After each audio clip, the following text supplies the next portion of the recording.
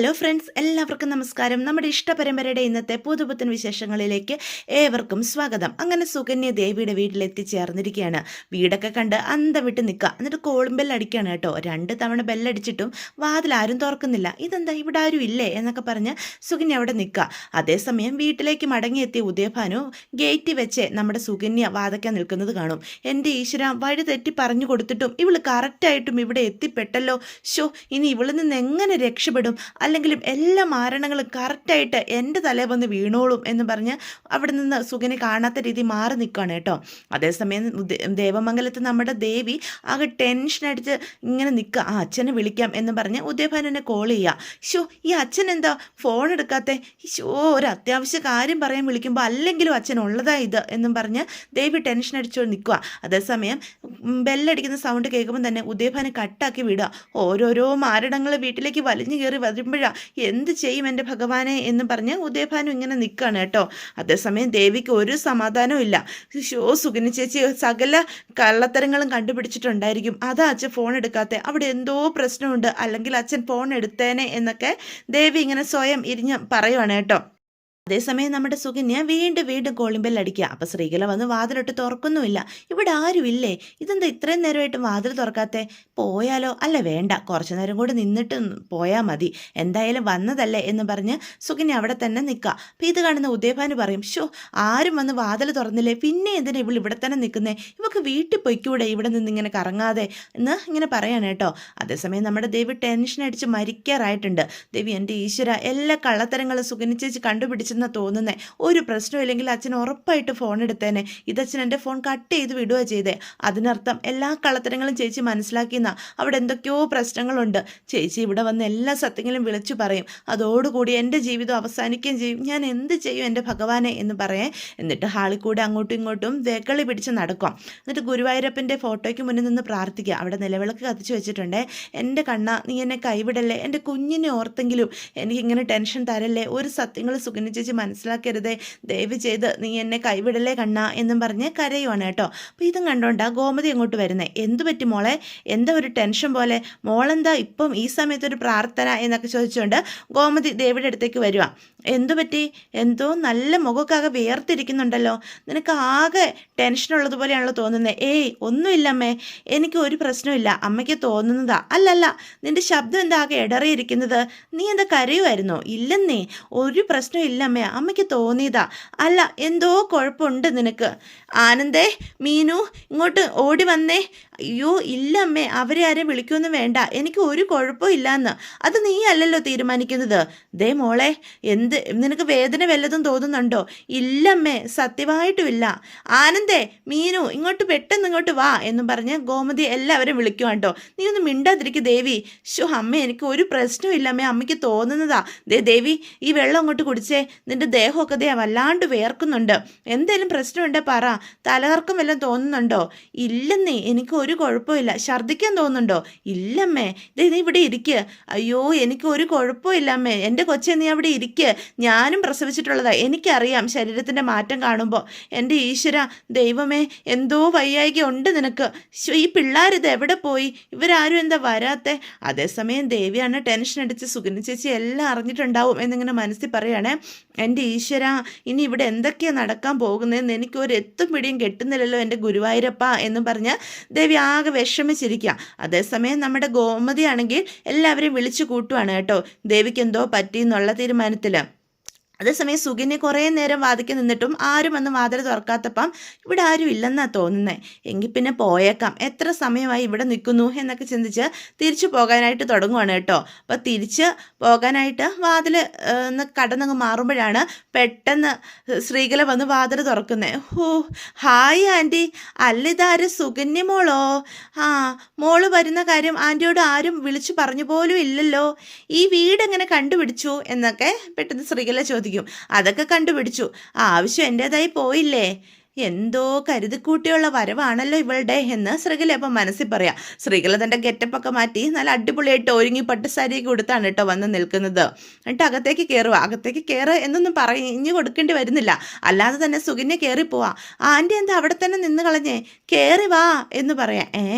അപ്പം ഇത് എൻ്റെ വീടല്ലേ, ഇത് ഇവളുടെ വീട്ടിൽ ഞാനിപ്പോൾ വന്നതാണോ എന്ന് ശ്രീകല അപ്പോൾ മനസ്സിൽ പറയാം. ആൻറ്റി വാ, വരുമോ മോളെ എന്നും പറഞ്ഞ് ശ്രീകല അകത്തേക്ക് കയറി പോവാ. അപ്പോൾ ഉദയഭാനു ആണെങ്കിൽ സുകന്യ തിരിച്ചിറങ്ങി പോകുന്ന കാണുമ്പോൾ സമാധാനത്തോടു കൂടി നിന്നതാ. അവൾ പോയതായിരുന്നു. ശ്രീകല വീണ്ടും അവളെ വലിച്ചു കയറ്റി എന്നും പറഞ്ഞ് അവിടെ നിൽക്കുകയാണേ. വീടൊക്കെ അടിപൊളി ആയിട്ടുണ്ടല്ലോ ആൻറ്റി എന്നും പറഞ്ഞ് ചുറ്റും നോക്കുവാണേ. എന്താ മോളെ നോക്കുന്നേ? അല്ല, ഇൻറ്റീരിയർ ഡെക്കറേഷനൊന്നും അത്രയ്ക്ക് പോരാ കേട്ടോ. ഉദയഭാനു സാറിനെ കുറിച്ച് എനിക്കൊരു പ്രതീക്ഷ ഉണ്ടായിരുന്നു, പക്ഷേ ഈ വീട് എൻ്റെ പ്രതീക്ഷയ്ക്കങ്ങ് ഉയർന്നിട്ടില്ല. അപ്പം ശ്രീകല ചുറ്റും നോക്കുക, ഈ വീടിനെന്താ കുഴപ്പം എന്നുള്ള രീതിയിൽ. ഞാനൊരു കൊട്ടാരമാണ് ഉദ്ദേശിച്ചത്. കുഴപ്പമില്ല. ഇവിടെ ഈ ഭാഗത്ത് വൈറ്റും ബ്ലാക്കും പെയിൻറ് അടിക്കായിരുന്നു. ഈ പെയിൻറ് തീരെ പോരാ, ഈ കളർ ഒട്ടും ചേരുന്നില്ല. പിന്നെ മൊത്തത്തിൽ ഈ ഹാളിൻ്റെ ഒരു കൺസ്ട്രക്ഷൻ ഒന്ന് മാറ്റണം, ഒരു രസമില്ല. പിന്നെ ഈ സ്റ്റെപ്പൊക്കെ അങ്ങ് ഇടിച്ചു കളയണം. ശരി മോളെ, ഈ വീട് ഇടിച്ചു നിരത്താൻ വന്നതാണോ? അല്ല, മോൾ എന്താ ഇങ്ങനെയൊക്കെ പറയുന്നേ എന്ന് ചോദിക്കുവാണ് കേട്ടോ നമ്മുടെ ശ്രീകല. അല്ല ആൻറ്റി, എനിക്ക് ഈ ഇൻറ്റീരിയർ ഡിസൈനെ പറ്റിയൊക്കെ നല്ല ധാരണയുണ്ടേ, അതുകൊണ്ട് ഞാൻ പറഞ്ഞതാ. ഇത്രയും വലിയ വീട്ടിൽ ഒരുപാട് വർക്കുകൾ ഇനിയും ചെയ്യാനുണ്ട്. ഉദയഭാനു സാറിന് പണം നിസ്സാരമാണെന്ന് എനിക്കറിയാം. അപ്പം ഈ വീടിന് ഇച്ചിരിയും കൂടി ഭംഗിയുള്ളതാക്കി മാറ്റാനായിട്ട് സാധിക്കും. ഇതിപ്പോൾ ഒരു സാധാരണക്കാരൻ്റെ വീടാണെന്നേ തോന്നുള്ളൂ. എന്നും കരുതി മോശം വീടൊന്നും അല്ല കേട്ടോ, അടിപൊളിയായിട്ടുണ്ട് എന്ന് ചുറ്റും നോക്കിയിട്ട് സുകന്യ പറയുവാണ്. അല്ല സുകന്യ, ഈ വീട് എങ്ങനെ കണ്ടുപിടിച്ചു? അത് ഇതുവരെ പറഞ്ഞില്ലല്ലോ. ആക്ച്വലി ഞാൻ ഇവിടേക്കായിട്ട് വന്നതല്ല, എൻ്റെ ബെസ്റ്റ് ഫ്രണ്ടിൻ്റെ കല്യാണം ഇവിടെ അടുത്തുള്ള ഒരു ഓഡിറ്റോറിയത്തിൽ വെച്ച് നടക്കുന്നുണ്ടായിരുന്നു. ഞാൻ അത് കൂടാനായിട്ട് വന്നതാണ്. അവിടേക്ക് ഞാൻ വന്നപ്പോഴാണ് ദേവിയുടെ വീട് ഇവിടെ അടുത്താണല്ലോ എന്ന് ഞാൻ അറിഞ്ഞത്. ഏതായാലും ഇതുവഴി വന്നതല്ലേ. ഗോമതി ചേച്ചിയെ വിളിച്ച് ഈ വീടിൻ്റെ അഡ്രസ്സ് അങ്ങ് തിരക്കി. ചേച്ചി കൃത്യമായിട്ട് വഴിയൊക്കെ പറഞ്ഞു തന്നു. പിന്നെ ഞാൻ ഇങ്ങോട്ട് പോരുകയും ചെയ്തു എന്ന് പറയണേ. അങ്ങനെ ഞാൻ ഇവിടെ എത്തി. ആൻറ്റിക്ക് സന്തോഷമായില്ലേ എന്ന് സുകന്യ ചോദിക്കും. കുറേ നേരം ബെല്ലടിച്ചിട്ട് വാതിൽ തുറക്കാതെ വന്നപ്പം ഞാൻ കരുതി ഇവിടെ ആരും ഉണ്ടാവില്ല എന്ന്. എനിക്ക് ചെറിയൊരു തലവേദന. ഞാൻ ടാബ്ലറ്റ് കഴിച്ചിട്ട് അകത്ത് കിടക്കുമായിരുന്നു. അതാ മോള് ബെല്ലടിച്ചിട്ട് ഞാൻ കേൾക്കാതിരുന്നത്. അല്ല, ഇവിടെ സെർവൻസ് ആരും ഇല്ല ആൻറ്റി? പിന്നെ ഉണ്ടല്ലോ, 2-3 പേരുണ്ട്. എന്നിട്ട് അവരാരും വന്ന് വാതിൽ തുറന്നില്ല. അല്ല, ഇവിടെ ആരും കാണുന്നുമില്ല. അവരൊക്കെ ഇന്ന് ലീവാ. 3 പേരും ഒരുമിച്ച് ലീവ് എടുത്തോ? ഇല്ല, 2 പേര് ലീവ് എടുത്തു. അപ്പോൾ ഒരാളിവിടെ ഉണ്ട്. ഇവിടെ എവിടെയെങ്കിലൊക്കെ കാണും എന്ന് ശ്രീകല പറയും. ഇവിടെ എവിടെയെങ്കിലും കാണുമെന്നോ? സെർവൻസിൻ്റെ കാര്യത്തിൽ ശ്രീകല ആൻറ്റിക്ക് തീരെ ശ്രദ്ധയില്ല. അത് പാടില്ല കേട്ടോ. നമ്മളെല്ലാവരെയും ശ്രദ്ധിക്കണം. സെർവൻസ് എന്ത് ജോലി ചെയ്യണമെന്ന് നമ്മൾ അറിയണം. ശ്രീകല ആൻറ്റി അവരെ ഒന്ന് വിളിച്ചേ, ഞാൻ ഉപദേശിക്കാം. അയ്യോ, അതൊന്നും ആവശ്യമില്ല മോളെ, അവർ പാവങ്ങളാ എന്ന് പറയേ. ആൻറ്റി, ഞാനവരെ വഴക്ക് പറയാനൊന്നും വിളിക്കുന്നതല്ല. ഒരു വീട് ഉത്തരവാദിത്വമായിട്ട് എങ്ങനെ കൈകാര്യം ചെയ്യണമെന്നും എന്തൊക്കെ കാര്യങ്ങൾ ശ്രദ്ധിക്കണമെന്നും ഇതിനെക്കുറിച്ചൊക്കെ ഞാൻ അവർക്കൊന്ന് പറഞ്ഞു കൊടുക്കാം. ആൻറ്റി അവരെ ഒന്ന് വിളിക്കുക. ഇങ്ങനെ അഴിഞ്ഞാടി വിടാൻ സമ്മതിക്കരുത്. നമ്മളെല്ലാവരെയും നിയന്ത്രണത്തിലാക്കി വേണം മുന്നോട്ട് പോകാൻ. അല്ലെങ്കിൽ ഇന്നത്തെ കാലത്ത് ആരെയും വിശ്വസിക്കാൻ പറ്റില്ല ആൻറ്റി എന്നൊക്കെ പറയാം. അപ്പോഴത്തേക്ക് സ്ത്രീകൾ അകത്തേക്കൊക്കെ നോക്കിയിട്ട്, അല്ല മോളെ, ഞാൻ ഇപ്പോഴും ഒരു കാര്യം ഓർത്തത്. അവർ മാർക്കറ്റിൽ പോയിരിക്കുക. ആൻറ്റിയോട് പറയാതെയാണോ അവർ മാർക്കറ്റിൽ പോയത്? എങ്കിൽ മാർക്കറ്റിൽ നിന്ന് തിരിച്ചു വന്ന ഉടനെ അവരെ നമുക്കങ്ങ് പുറത്താക്കണം. അയ്യോ അല്ല, എൻ്റെ അനുവാദം മേടിച്ചിട്ട് തന്നെയാണ് അവർ പോയത്. അപ്പം പിന്നെ ഞാൻ നേരത്തെ ചോദിച്ചപ്പോഴേ സെർവൻ്റ് എവിടെയാണെന്ന് അറിയില്ല എന്ന് ആൻറ്റി പറഞ്ഞതോ എന്ന് സുകന്യ അങ്ങ് ചോദിക്കുക. അതെന്താണെന്നറിയോ? ഞാൻ മുൻപേ പറഞ്ഞില്ലേ എനിക്ക് തലവേദനയായിരുന്നെന്ന്. എനിക്ക് തലവേദന ആയിരുന്നല്ലോ. അപ്പം ഞാൻ ടാബ്ലറ്റ് കഴിച്ചായിരുന്നു. ഞാൻ ആ ടാബ്ലറ്റ് കഴിക്കുന്നതിന് മുൻപാ സെർവൻസ് എൻ്റെ അനുവാദം മേടിച്ചുകൊണ്ട് മാർക്കറ്റിലേക്ക് പോയത്. ഞാൻ കരുതി വന്നു കാണുന്നു. ഇപ്പോഴാണ് ആലോചിച്ചത്. ടാബ്ലറ്റ് കഴിച്ചപ്പോൾ എന്തു പറ്റി? ഞാനങ്ങ് ഉറങ്ങിപ്പോയി. പിന്നെ ഉറങ്ങി എഴുന്നേറ്റപ്പം ഞാൻ അവരുടെ കാര്യം അങ്ങ് മറന്നുപോയി. പിന്നെ ഞാൻ മോളോട് അങ്ങനെ അങ്ങ് സംസാരിച്ചതാ എന്ന് പറയും. അങ്ങനെയായിരുന്നല്ലേ. ഞാനും കരുതി ആൻറ്റി എന്താ ഇങ്ങനെയൊക്കെ സംസാരിക്കുന്നതെന്ന്. അതേസമയം വീടിനുള്ളിൽ കയറാൻ പറ്റാതെ ഉദയഭാനു ആകെ ടെൻഷൻ അടിച്ച് നിൽക്കുകയാണ്. എൻ്റെ ഈശ്വര, ഇവൾ എന്തോ കരുതിക്കൂട്ടി വന്നിരിക്കുന്നതാ എന്നും പറഞ്ഞ് ശ്രീകല ടെൻഷനോട് നിൽക്കുവാണേ.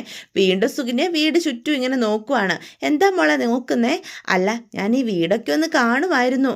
അല്ല ആൻറ്റി, എവിടെ? ആരെവിടെയെന്ന്? അല്ല, ഉദയഭാനു സാർ എവിടെയെന്ന് ഞാൻ ചോദിച്ചത് ആൻറ്റി.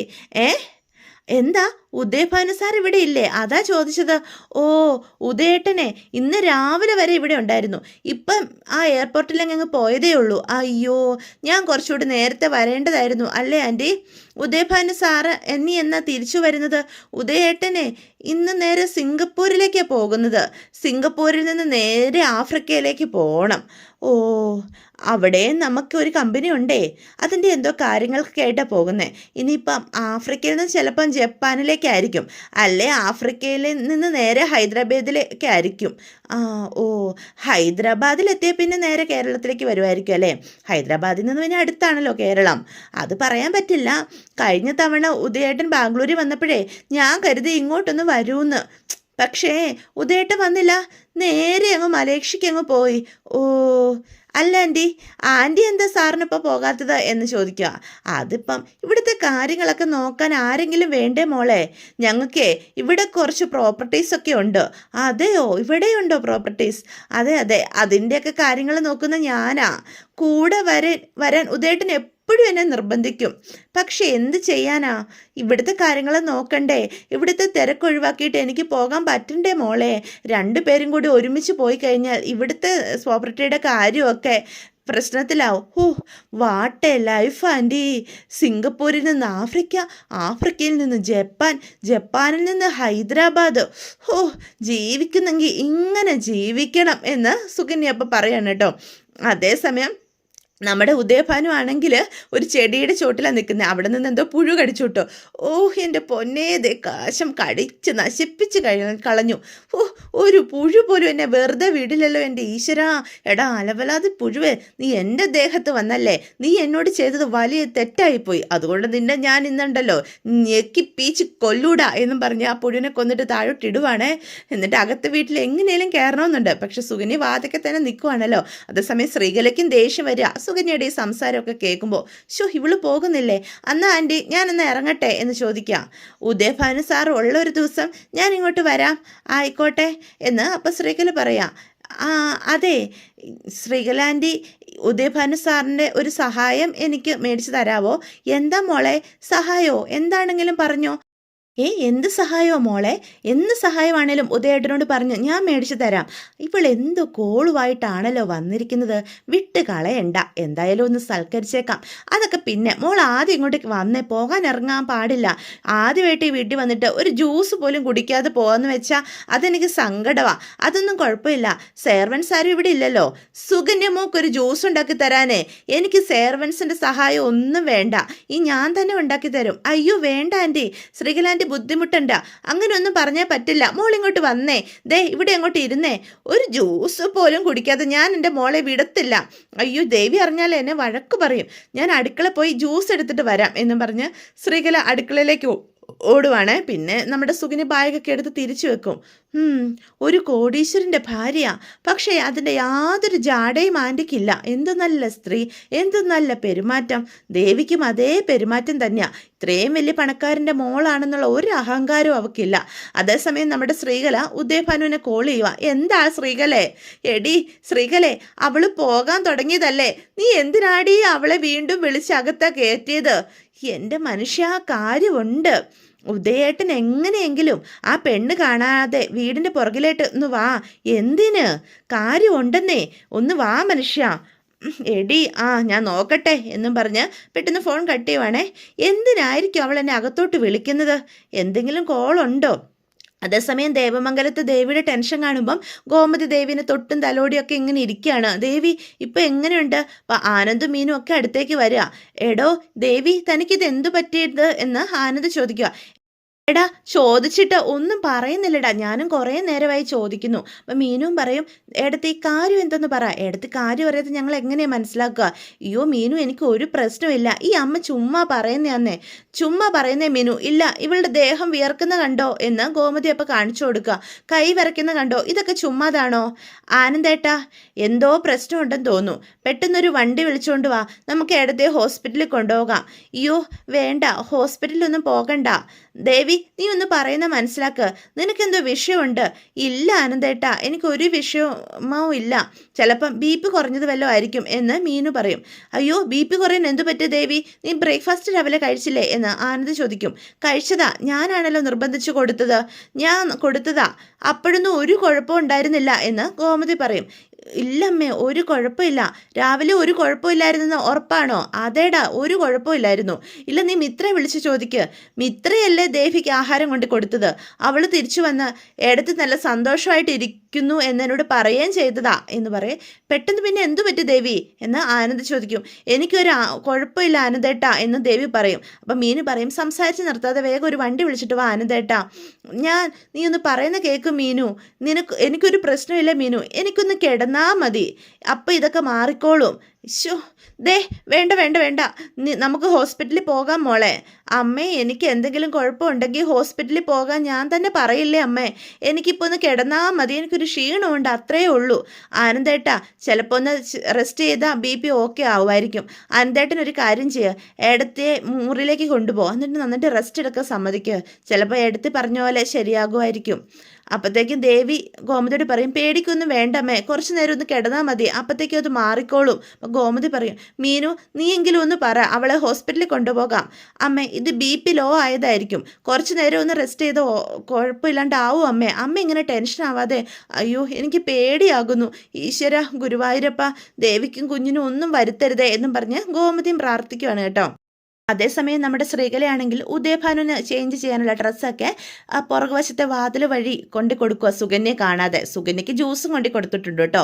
സുകന്യാണെങ്കിൽ ആസ്വദിച്ച് ജ്യൂസൊക്കെ കുടിക്കുക. എന്നിട്ട് മനസ്സിൽ പറയും, ഓ എന്ത് നല്ല ജ്യൂസ്, ഇത്രയും വലിയ കോടീശ്വരൻ്റെ ഭാര്യ ഉണ്ടാക്കി തന്ന ജ്യൂസ് കുടിക്കാനും വേണം ഒരു യോഗം എന്നും പറഞ്ഞ് കുടിച്ചുകൊണ്ടിരിക്കുക. എന്നിട്ട് ഉദയഭാനുവിൻ്റെ ഡ്രസ്സൊക്കെ കൊണ്ടുപോയി പുറകുവശത്ത് വെച്ചതിന് ശേഷം ഉദയഭാനുവിനെ ശ്രീകല കോൾ ചെയ്യുവാണ് കേട്ടോ. എന്നിട്ട് ഉദയഭാനു പെട്ടെന്ന് ശ്രീകലയുടെ ഫോൺ കാണുമ്പോൾ എടുക്കുക.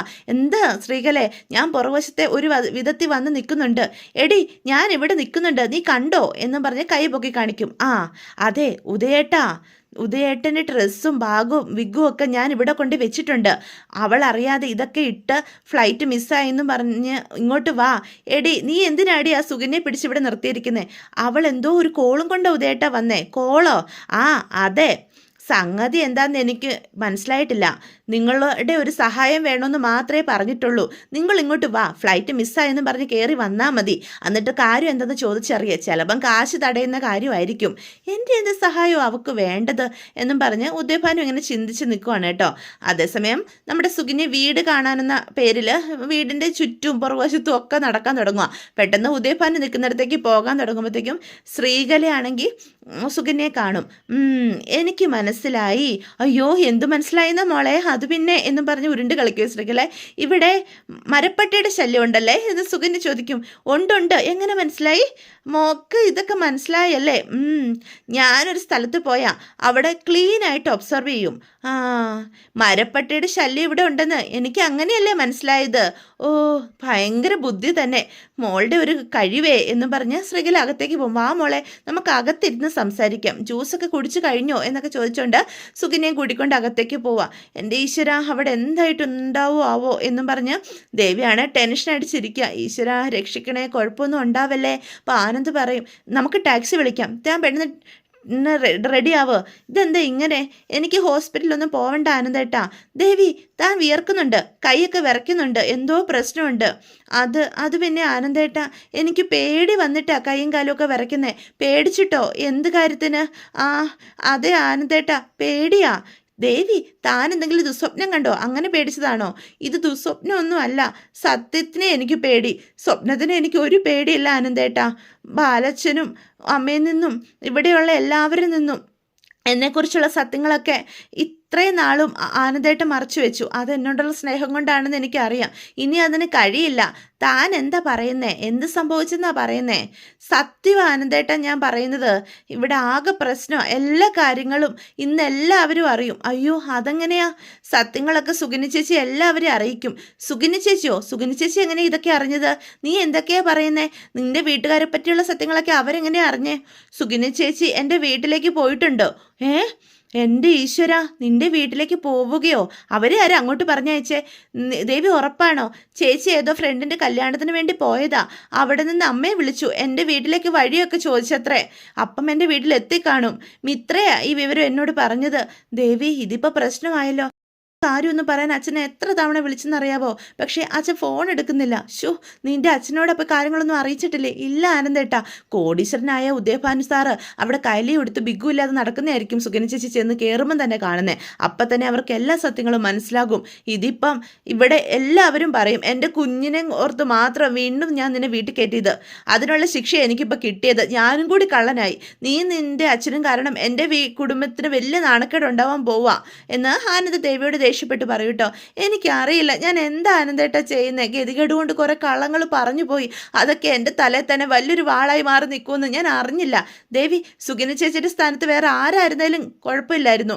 അവരാണ് സൂക്ഷ്മദർശനം കൊണ്ടാ നടക്കുന്നത്. എന്തെങ്കിലും കണ്ടുപിടിക്കും. അവർക്ക് എന്തെങ്കിലും സംശയം തോന്നിയാൽ പിന്നെ അവരത് ചെകഞ്ഞ് അതിൻ്റെ അസ്ഥിവാരം തോണ്ടിട്ടേ അടങ്ങും. നിന്നെപ്പറ്റിയുള്ള സർവ്വ സത്യങ്ങളും മനസ്സിലാക്കിയിട്ടേ അവർ വരത്തുള്ളൂ. ദൈവമേ, ഇനിയിപ്പോൾ എന്താ ചെയ്യാം? നിന്റെ അച്ഛൻ സത്യങ്ങൾ അറിഞ്ഞിട്ടുണ്ടെങ്കിൽ ഒരു കുഴപ്പമില്ലായിരുന്നു. എന്തെങ്കിലും നാടകം കളിച്ച് അവരെയും വിശ്വസിപ്പിച്ചേനെ. നിന്റെ അച്ഛനും അമ്മയ്ക്കും അതിനുള്ള കഴിവ് നന്നായിട്ടുണ്ട് എന്ന് ആനന്ദ് പറയൂട്ടോ. ഈശ്വര, എനിക്കൊന്നും അറിയില്ല ആനന്ദേട്ടാ. ഇന്നത്തോടു കൂടി എൻ്റെ ജീവിതം ഇവിടെ അവസാനിക്കുക. ഈ വീട്ടിൽ നിന്ന് ബാലച്ചനും അമ്മ എന്നെ ഇറക്കി വിടും. അതാ സംഭവിക്കാൻ പോകുന്നത്. എന്താ ഇപ്പം ചെയ്യുന്നേ? താനിങ്ങനെ ടെൻഷൻ അടിക്കാതെ നമ്മുടെ കുഞ്ഞിനെ പറ്റി ചിന്തിക്കണ്ടേ എന്ന് ആനന്ദ് അപ്പം ദേവിയെ സമാധാനിപ്പിക്കുകയാണ് കേട്ടോ.